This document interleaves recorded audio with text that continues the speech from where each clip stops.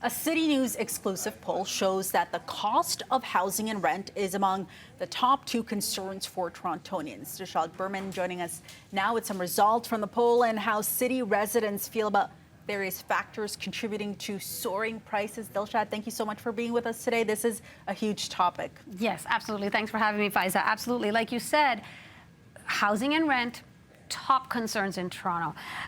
It's top of mind, and one of the biggest numbers that came out of our poll, kind of discouraging. Essentially, 77% of people who don't own homes right now in Toronto feel like they will never own their own home. And that's really sad. And the numbers there, so 50% of people who live in Toronto are renters. Exactly. But many people still have that hope of wanting to own that home. Yes, and I mean, the hope is alive, but a lot of people feel like it's not realistic. People that we spoke to on the street as well feel like it's just not going to happen. And of course, the price of rent keeps rising as well. So there's a number of factors that go into that skyrocketing rent. Our poll asked renters, why do you feel that rent is, constantly on the rise, especially after the pandemic? So there were a number of factors, but the largest one that people pointed out to, 55%, just feel like landlords and companies are inflating the price of rent.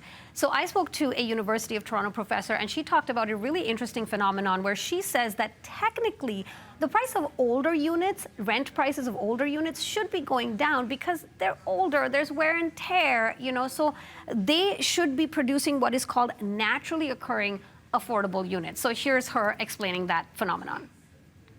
It's a process, we call it filtering in urban economics. Right. So as houses get older, they provide more affordable housing stock. That process is broken in Canada in large part, particularly in cities like Vancouver and Toronto, where you're not seeing this filtering happening. You're seeing filtering up instead, and you're not seeing this process of the creation of affordable units from market rate units.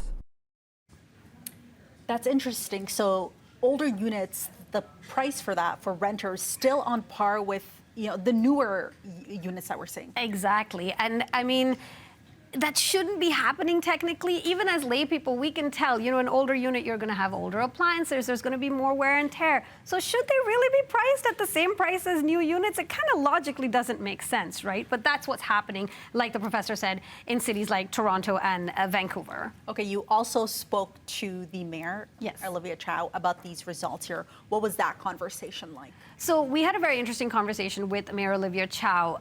In our poll, we found that only 2% of people feel like she's doing a fantastic job when it comes to helping renters 2%. or building affordable housing. A large majority of people feel like they don't really see any results happening. Now, she's been in office for a little over a year. What she says is things are happening, you just can't see them. Oh. There's a bunch of stuff happening behind the scenes that she feels people don't know about. For example, she says, in order to bring the prices of rent down, you need more units. So they're building affordable housing units.